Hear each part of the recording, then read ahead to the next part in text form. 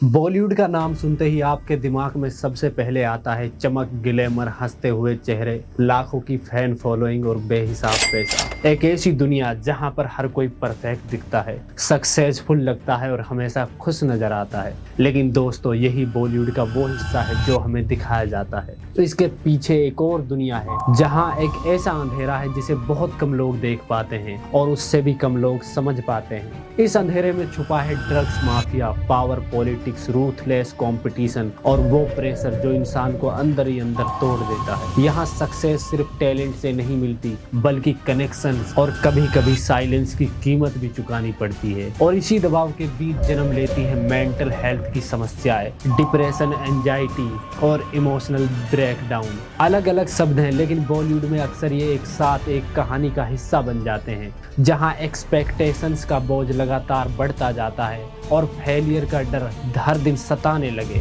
तब एंजाइटी धीरे धीरे इंसान की सोच को जकड़ लेती है और उसे चैन से जीने नहीं देती। और जब यही एंजाइटी लंबे समय तक बनी रहे तो ये डिप्रेशन का रूप ले लेती है। डिप्रेशन जहां इंसान खुद को अकेला, बेकार, होपलेस महसूस करने लगता है। बाहर से स्माइलिंग फेस, अवार्ड फंक्शंस और रेड कारपेट दिखाई देते हैं, लेकिन अंदर से स्लीपलेस नाइट, पैनिक अटैक्स और खुद से चलती एक खामोश लड़ाई होती है। सबसे खतरनाक बात यह है कि इंडस्ट्री में मेंटल हेल्थ को आज भी कमजोरी माना जाता है। यहाँ स्ट्रॉन्ग दिखना बेहद जरूरी है, चाहे इंसान अंदर से पूरी तरह टूट चुका हो। यही वजह है कि कई कहानियां कभी सामने ही नहीं आ पाती, कुछ आवाजें दबा दी जाती हैं और कुछ हमेशा के लिए खामोश कर दी जाती हैं। आज हम बॉलीवुड के उसी डार्क साइड की बात करेंगे जहां ग्लैमर के पीछे छुपा है पेन, स्पॉटलाइट।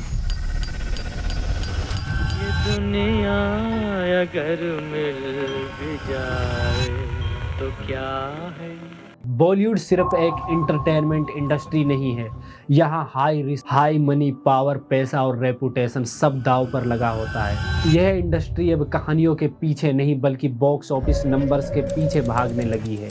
यहाँ कहानी मायने नहीं रखती, यहाँ मायने रखता है बॉक्स ऑफिस कलेक्शन और वीकेंड फिगर्स। आज फिल्मों की सफलता का पैमाना कंटेंट नहीं बल्कि 200, 300, 500 करोड़ का क्लब बन चुका है। फिल्म बनने से पहले तय कर लिया जाता है कि इसे बेचना कैसे है। अगर हम 2025 की रिपोर्ट देखें तो इंडियन फिल्म इंडस्ट्री ने करीब 13,000 करोड़ का बिजनेस किया है। यह आंकड़ा हिस्ट्री में अब तक का सबसे बड़ा नंबर माना जा रहा है। लेकिन इस मैसिव बॉक्स ऑफिस कलेक्शन के पीछे एक ऐसी सच्चाई छुपी है जिससे ये पता चलता है कि कहीं ना कहीं क्रिएटिविटी धीरे धीरे खत्म होती जा रही है। ज्यादातर फिल्में सेफ फॉर्मूलाज पर बनाई जा रही है। रिमेक, सिक्वेल और स्टार ड्राइविंग प्रोजेक्ट इंडस्ट्री पे हावी हो चुके हैं। इसी मुद्दे को लेकर फिल्म मेकर अनुराग कश्यप ने अपने इंटरव्यू में खुलकर बात की। उन्होंने कहा कि बॉलीवुड अब सिर्फ बॉक्स ऑफिस नंबर के पीछे पागल हो चुका है। अनुराग कश्यप के मुताबिक आज फिल्म बनाने से पहले लोग सोचते हैं कि 500 या 600 करोड़ कैसे कमाएं।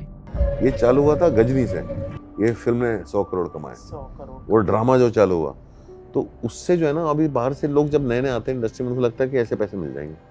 स्टोरीज, इमोशन और ओरिजिनलिटी सेकेंडरी बन चुकी है। उन्होंने साफ कहा कि यही कारण है कि आज बॉलीवुड में क्रिएटिविटी खत्म हो चुकी है। अनुराग कश्यप ने इंडस्ट्री को टॉक्सिक तक बता दिया। चक्कर जो चालू हुआ एंटूराज वाला, और इसका ब्लेम मैं सीधा सीधा मुंह पे बोलता हूँ, एजेंट्स पे जाता है। ये जो नई एजेंसीज खुली है ना, ये आती हैं और ये उन मेकअप आर्टिस्ट और हेयर डिपार्टमेंट और ये एंटूराज को भी रिप्रेजेंट करती है और उनसे भी बैक एंड लेती है। जहां एक्सपेरिमेंटेशन की जगह फियर और प्रेशर ने ले ली है। वहीं दूसरी तरफ फिल्म मेकर हंसल मेहता ने इंडियन फिल्म इंडस्ट्री को लेकर बड़ा बयान दिया। उन्होंने कहा कि बॉलीवुड को बचाने की नहीं बल्कि रीसेट करने की जरूरत है। हंसल मेहता के अनुसार फिल्मों में पैसा किसी सुपरस्टार पर नहीं बल्कि कहानी पर इन्वेस्ट करना चाहिए। ऑडियंस आज भी अच्छी कहानियां देखना चाहती है, लेकिन इंडस्ट्री रिस्क लेने से डर रही है।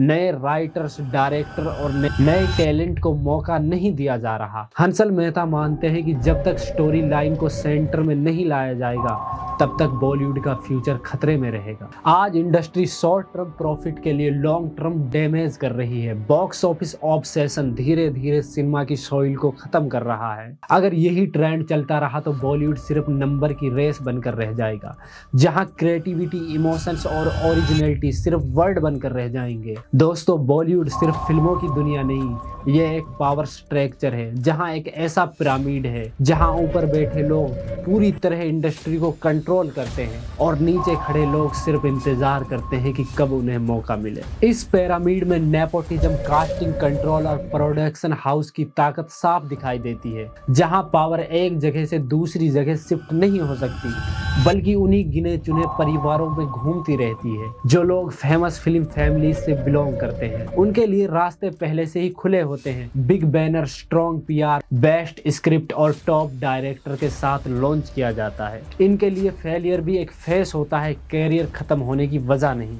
और वहीं दूसरी तरफ आउटसाइडर आर्टिस्ट के लिए ये सफर बिल्कुल अलग होता है। ऑडिशन देना और सालों तक संघर्ष करना, छोटे रोल में खुद को प्रूफ करना और लगातार रिजेक्शन झेलना उनकी रियलिटी बन जाती है। कितनी देर से खड़े हो आप? बहुत देर से खड़े हैं। कितनी देर से? अरे छुट्टी हुआ था, अभी स्कूल खुला, लड़कियों को लिए लड़कों को अभी लाइन में लगा। लड़के बाद गाइस जो भी मुंबई आने का सोच रहे हैं ना, वो मेरी व्लॉग्स देख लेना एक बारी कि क्या हालात चल रहे हैं एक्टर्स के। 10-10 घंटे से 2-2 घंटे से यहाँ पे खड़े होके वेट कर रहे हैं और उसके बाद बाहर आके बोलते थे कि पुलिस का लफड़ा हो गया, अच्छा नहीं ले रहे हम लोग, बंद हो गए। कई टैलेंटेड लोग सिर्फ इसलिए पीछे हट जाते हैं क्योंकि उनके पास सही सरनेम या स्ट्रॉन्ग नेटवर्क नहीं होता। यही इनबैलेंस धीरे धीरे नेपोटिज्म डिबेट को जन्म देता है। इस डिबेट ने नेशनल अटेंशन तब ली जब साल 2017 में कंगना रनौत कॉफी विद करण के शो पर गेस्ट बनकर आई। इसी मंच पर कंगना रनौत ने करण जौहर पर नेपोटिज्म को प्रमोट करने का आरोप लगाया। Who is like, you know, very snooty and completely intolerant to outsiders and flag bearer of nepotism, the movie mafia. I think Star World just got its promo. उन्होंने कहा कि बॉलीवुड में नेपो किड्स को बार बार launch किया जाता है जबकि outsider को फेयर चांस नहीं मिलता। कंगना ने इनडायरेक्टली आलिया भट्ट, जानवी कपूर, अनन्या पांडे और वरुण धवन का जिक्र किया। इन सभी एक्टर्स को धर्मा प्रोडक्शन ने लॉन्च किया था जो करण जौहर का प्रोडक्शन हाउस है। इस बयान के बाद इंडस्ट्री के अंदर और बाहर दोनों जगह बहस शुरू हो गई। ऑडियंस और क्रिटिक्स ने सवाल उठाया, क्या बॉलीवुड में टैलेंट से ज्यादा सरनेम मायने रखता है? नेपोटिज्म का मतलब क्या होता है? करण जौहर सिर्फ और सिर्फ स्टार किड को लॉन्च करते हैं, तो आप क्या मानते हैं? आपने उनके साथ में काम भी किया है। उन्होंने अब तक किस किस को लॉन्च किया है? सिर्फ स्टार किड ही है ना? हाँ। तो वो आरोप थोड़ी है, वो तो सच है। आप दोनों आउटसाइडर्स हैं इंडस्ट्री के लिए। नेपोटिज्म जो शब्द है वो कहीं ना कहीं आप लोगों को लगता है कि इंडस्ट्री में है, या फिर आप ये कि हम दोनों, बल्कि हम तीनों यहाँ पर हैं, हम तीनों बाहर से हैं। तो अगर हमारे खिलाफ कोई भाई भतीजावाद या नेपोटिज्म हुआ होता तो फिर हम होते ही नहीं ना। मेरे ख्याल से शुरू में इट इज़ डिफ़िकल्ट डेफिनेटली एक आउटसाइडर के लिए। और कहा गया कि आउटसाइडर्स को ऑडिशन में ही कई राउंड से गुजरना पड़ता है, खुद को बार बार साबित करना पड़ता है, फिर भी रिजेक्शन का सामना करना पड़ता है। जबकि स्टार किड्स बिना ऑडिशन के सीधे बड़े बैनर के साथ काम शुरू कर देते हैं। हालांकि करण जौहर ने इन आरोपों से इनकार कर दिया था। इसी साल में राघव जुयाल खुद स्टेज पे कह रहा है कि मेरा सबसे बड़ा ब्रेक किल है और मैं इस इंडस्ट्री का हिस्सा नहीं हूं, मैं देहरादून का लड़का हूं, मुझे गुनीत मोंगा और करण जौहर ने ये ब्रेक दिया है, वो भी आउटसाइडर ही है। उसका क्रेडिट आप मुझे क्यों नहीं दे रहे? लक्ष्य लालवानी का लॉन्च हुआ है किल में। 52 crore rupee film was made on a film entirely on his shoulders. He is an outsider, मैं उसको कहीं से नहीं जानता। वो आज डेब्यू ऑफ द ईयर कहला रहा है। आप मेरे अगर क्रेडिट आप छीन रहे हो मुझसे बिकॉज एक नेपो किड को लॉन्च किया गया। उन्होंने कहा कि ऑडिशन किसी को जबरदस्ती स्टार नहीं बना सकता, ऑडियंस ही डिसाइड करती है कि कौन टिकेगा। और कास्टिंग पैटर्न को देखें तो तस्वीर उतनी सिंपल नहीं लगती। एक्टर कृतिका कामरा ने कास्टिंग प्रोसेस को लेकर भी आउटसाइडर के लिए रास्ता काफी मुश्किल बताया। कास्टिंग डायरेक्टर अक्सर उन्हीं एक्टर्स को प्रेफर करते हैं जिन्हें वे पहले से जानते हैं या जिनके साथ उनका नेटवर्क जुड़ा होता है। इस वजह से नए और आउटसाइडर टैलेंट के लिए अपॉर्चुनिटीज अपने आप सीमित हो जाती हैं। यही पावर पिरामिड बॉलीवुड को अंदर से खोखला कर रहा है। जहां टैलेंट सेकेंडरी बन चुका है और एक्सेस सबसे बड़ी करेंसी बन गई है। सवाल ये नहीं कि नेपोटिज्म एग्जिस्ट करता है या नहीं, सवाल ये है कि बॉलीवुड कभी इस सिस्टम से बाहर निकलकर इक्वल अपॉर्चुनिटी दे पाएगा। एक बात तो क्लियर हो जाती है कि बॉलीवुड आज भी बॉक्स ऑफिस नंबर के पीछे भाग रहा है, लेकिन ये कोई नई बात नहीं है। बॉलीवुड हमेशा से ही बिजनेस ड्राइव रहा है। फर्क बस इतना है कि आज इंडस्ट्री पूरी तरह कॉर्पोरेट बिजनेस बन चुकी है, जहां क्रिएटिविटी से ज्यादा कैलकुलेशन मायने रखती है और इमोशन से ज्यादा प्रॉफिट मायने रखता है। इस बिजनेस में बॉक्स ऑफिस कलेक्शन ही सब कुछ बन चुका है। Opening day collection, weekend numbers, life time collection के बीच एक्टर और डायरेक्टर का पूरा करियर दांव पर लगा होता है और यही प्रेशर कई बार सेंसिटिव एक्टर्स और फिल्म मेकर्स झेल नहीं पाते, क्योंकि वो सिर्फ फिल्म नहीं बनाते, वो अपनी पूरी जिंदगी, अपनी पहचान, अपने सपने और एक प्रोजेक्ट पर लगा देते हैं। हिस्ट्री में इसका सबसे पेनफुल एग्जाम्पल है गुरुदत्त।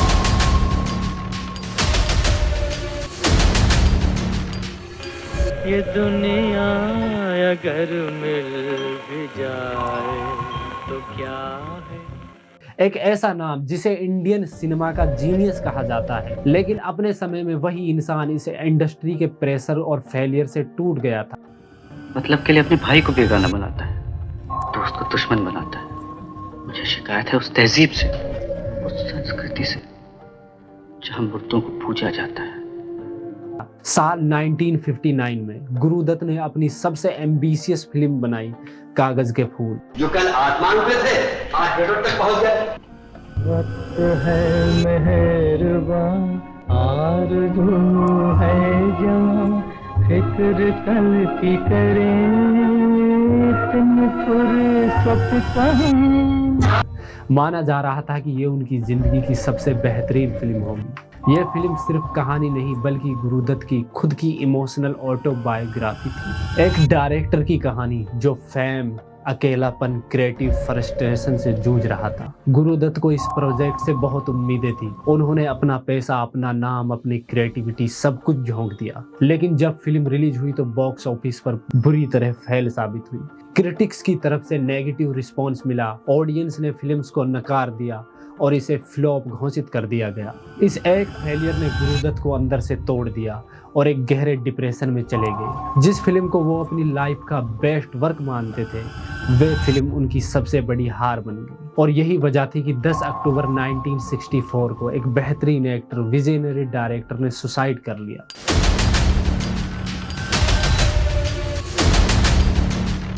लेकिन आयरनी यही खत्म नहीं होती। गुरुदत्त के जाने के कुछ साल बाद 1970s के डिकेड में चीजें बदलने लगी। फिल्म क्रिटिक्स, फिल्म सोसाइटीज और इंटरनेशनल फिल्म फेस्टिवल ने कागज के फूल को दोबारा देखा और तब समझ में आया इस फिल्म को ऑडियंस ने नहीं बल्कि टाइम ने रिजेक्ट किया था। और आज कागज के फूल को इंडियन सिनेमा की पहली ट्रूली ऑटोबायोग्राफिकल फिल्म माना जाता है। ये इंडिया की पहली सिनेमा स्कोप फिल्म थी। लाइटिंग, फ्रेमिंग, कैमरा मूवमेंट और सिंबोलिज्म के मामले में इसे मास्टरपीस कहा जाता है। आज फिल्म स्कूल और सिनेमा स्टूडेंट्स को इस फिल्म को पढ़ाया जाता है। इंटरनेशनल लेवल पर आज ये मूवी कल्ट क्लासिकल मानी जाती है। इसे one of the greatest Indian film ever made कहा जाता है। क्रिटिक्स ने बाद में माना कि ये फिल्म अगर 20 साल बाद रिलीज होती तो बॉक्स ऑफिस पर ब्लॉकबस्टर होती, लेकिन अफसोस उस वक्त बॉक्स ऑफिस नंबर्स ने क्रिएटिविटी को पूरी तरह कुचल दिया और एक महान आर्टिस्ट को ये एहसास दिला दिया कि वो फेलियर है। गुरुदत्त की कहानी यह दिखाती है कि बॉलीवुड में एक प्रोजेक्ट सिर्फ फिल्म नहीं होता, वो एक एक्टर, डायरेक्टर की पूरी जिंदगी को डिफाइन कर सकता है। और जब सिनेमा को सिर्फ बिजनेस बना दिया जाता है तो कई बार मास्टरपीस नहीं चलती, लेकिन आर्टिस्ट हमेशा के लिए टूट जाते हैं। अक्सर एक्टर्स और डायरेक्टर्स इसी तरह टूट जाते हैं जैसे गुरुदत्त के साथ हुआ था। और जब इंसान अंदर से टूटता है तो वो धीरे धीरे मेंटल हेल्थ का शिकार बन जाता है। यही मेंटल हेल्थ इश्यूज कई बार इंसान को ड्रग्स की तरफ धकेल देती है। लेकिन दोस्तों, ऐसा नहीं है कि सिर्फ वही एक्टर्स टूटते हैं जो फेलियर होते हैं। कई बार सक्सेस के शिखर पर बैठे लोग भी अंदर ही अंदर बिखर जाते हैं। बाहर से ग्लैमर, फेम और सक्सेस दिखाई देती है, लेकिन अंदर से अजीब सा खालीपन होता है जिसे कोई नहीं देख पाता। दीपिका पादुकोण ने इंटरव्यू में खुलकर इस बारे में बात की। उन्होंने कहा था कि उनके पास सब कुछ था, सक्सेसफुल करियर, फेम, पैसा, किसी चीज की कोई कमी नहीं, लेकिन फिर भी अंदर वो खालीपन महसूस कर रही थी। मॉडलिंग के बाद एक्टिंग और मैं काम करती गई और एक दिन ऐसे आया 2014 में जब एक दिन मैं बेहोश हो गई और कुछ दिनों के बाद रियलाइज हुआ कि मुझे डिप्रेशन हुआ था। वही एम्प्टीनेस धीरे धीरे एंजाइटी और डिप्रेशन की तरफ ले गई।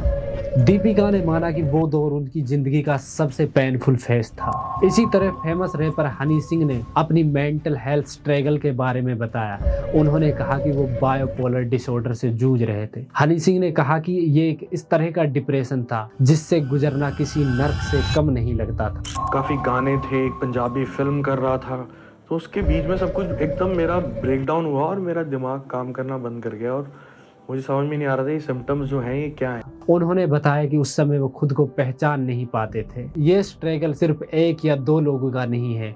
आलिया भट्ट और शाहरुख खान जैसे world famous highly success actors ने भी माना कि फेम के पीछे एक गहरी सैडनेस छुपी होती है। शरीफ बोलते हैं हिंदी में, dead body, and she just looked, she didn't cry, she didn't say anything, she just fail.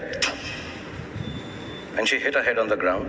And for 2 years after that, she didn't cry, she didn't speak, she just kept looking in space. Shahrukh Khan ने कई बार कहा है कि spotlight के पीछे अकेलापन बहुत real होता है। ये एग्जाम्पल दिखाते हैं कि बॉलीवुड में सक्सेसफुल मेंटल हेल्थ की गारंटी नहीं है। यहाँ फेलियर भी तोड़ता है और सक्सेस भी। प्रेशर, एक्सपेक्टेशंस और कंस्टेंट जजमेंट इंसान को धीरे धीरे खोखला कर देती है और जब इस पेन को समय पर समझा नहीं जाता तो ये डिप्रेशन, एंजाइटी और ड्रग्स जैसी चीजों में बदल सकता है। बॉलीवुड का ये डार्क साइड शायद ग्लैमरस नहीं है, लेकिन ये सबसे ज्यादा रियल भी है। दोस्तों, इस वीडियो में बस इतना ही, लेकिन एक बात क्लियर हो जाती है, बॉलीवुड जैसा बाहर से दिखता है वैसा अंदर से बिल्कुल भी नहीं है। इस ग्लैमर के पीछे छुपा है गहरा अंधेरा, mental health issue, depression, anxiety, failure का डर, कांस्टेंट प्रेशर और एक्सपेक्टेशंस, ऐसी चीजें हैं जिन्हें आम इंसान शायद कभी समझ भी नहीं पाएगा। इसी सच्चाई को लेकर वेटरन एक्टर धर्मेंद्र ने एक बार इंटरव्यू में कहा था, उन्होंने कहा कि बॉलीवुड दिखने में जितना ग्लैमरस लगता है असल में वैसा है नहीं। उन्होंने माना कि वो अपने पैशन को फॉलो करने के लिए आए थे, लेकिन उन्हें कभी भी बॉलीवुड रास नहीं आया। जब उनके पास पैसा आया तो उन्होंने खेत खरीदे और अपने पंजाब वाले माहौल में वापस लौट गए, क्योंकि बॉलीवुड की चमकचौंध ज्यादातर दिखावे की होती है। रियलिटी में इसके पीछे एक गहरा अंधेरा छुपा होता है जो बहुत ही खतरनाक है। दोस्तों, अगर आपको वीडियो इन्फॉर्मेटिव लगी हो तो हमारे चैनल को जरूर सब्सक्राइब करें और अपनी राय कमेंट बॉक्स में जरूर बताएं। बहुत बहुत धन्यवाद।